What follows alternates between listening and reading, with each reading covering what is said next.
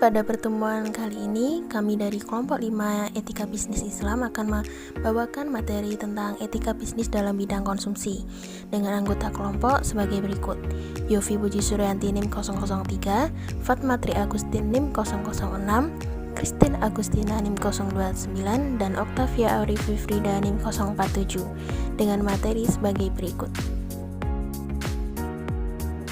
Saya, Fatma Tri Agustin NIM 006, akan membahas mengenai sesuatu yang dilarang dikonsumsi. Di bidang ekonomi, etika Islam berarti seseorang ketika menggunakan barang ataupun rezeki harus dengan cara yang halal. Artinya, perbuatan yang baik dalam mencari barang-barang akan baik pula untuk dikonsumsi maupun diproduksi adalah bentuk syukur terhadap Allah Subhanahu wa Ta'ala. Sebagaimana disebutkan dalam Al-Quran untuk umat manusia, makanlah apa yang baik di bumi dengan cara yang halal dan baik-baik. Karena itu, orang mukmin berusaha mencari kenikmatan dan menaati perintah-perintahnya dan juga memuaskan dirinya sendiri dengan barang-barang dan anugerah yang diciptakan Allah untuk manusia. Konsumsi dan pemuasan kebutuhan tidak dikutuk dalam Islam selama keduanya tidak melibatkan hal-hal yang tidak baik dan merusak. Baik, saya Yofi Puji Suryanti NIM 003 akan menjelaskan materi berikutnya tentang perbedaan antara kebutuhan dan keinginan. Di sini definisi tentang kebutuhan ini lebih mengarah ke bentuk barang dan jasa yang kita butuhkan dalam menjalani kehidupan sehari-hari, seperti kebutuhan pangan yang harus dipenuhi setiap harinya. Berbeda lagi dengan keinginan, yang dimana kebutuhan terhadap sesuatu yang dianggap kurang dengan sifat tidak mengikat dan kita tidak punya keharusan untuk memenuhi kebutuhan tersebut, seperti sudah adanya lauk pauk namun ingin membeli makanan yang lain. Nah, semua kebutuhan sehari-hari tersebut akan dipengaruhi oleh beberapa faktor, seperti faktor jenis kelamin, yang dimana perempuan ini lebih membutuhkan make up daripada laki-laki. Yang kedua, ada faktor usia, yang dimana kebutuhan anak-anak dan remaja ini sangat berbeda. Yang berikutnya ada faktor keadaan alam, yang dimana penduduk di 4 musim ini kebutuhannya akan berbeda dengan penduduk yang berada di 2 musim saja. Berikutnya ada faktor profesi dan hobi, serta juga ada faktor agama. Dan yang terakhir ini, yang paling dominan adalah faktor penghasilan nih, yang dimana penghasilan setiap orang itu berbeda-beda dengan latar belakang pekerjaan yang berbeda-beda pula. Saya Christine Agustina NIM 12402193029. Ada beberapa macam kebutuhan, yaitu yang pertama kebutuhan berdasarkan sifat.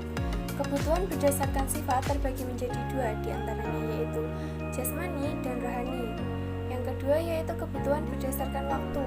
Seperti namanya, waktu menunjukkan masa depan dan waktu yang tidak terduga sebelumnya.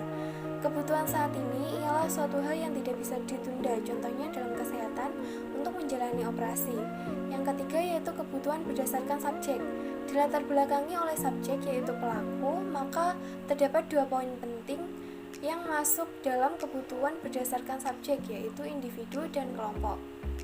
Berdasarkan tabel di samping, secara sederhana dapat disimpulkan jika kebutuhan adalah sesuatu yang harus dimiliki manusia karena tingkat urgensi atau keperluannya yang tinggi. Jika seseorang memiliki kebutuhan terhadap barang atau jasa, biasanya hal paling penting yang menjadi pertimbangan adalah manfaat yang dapat diambil dari barang atau jasa tersebut beserta fungsinya.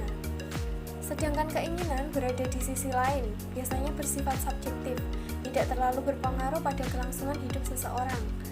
Pemenuhan terhadap keinginan biasanya bersifat kepuasan semata dan cenderung menyesuaikan terhadap selera.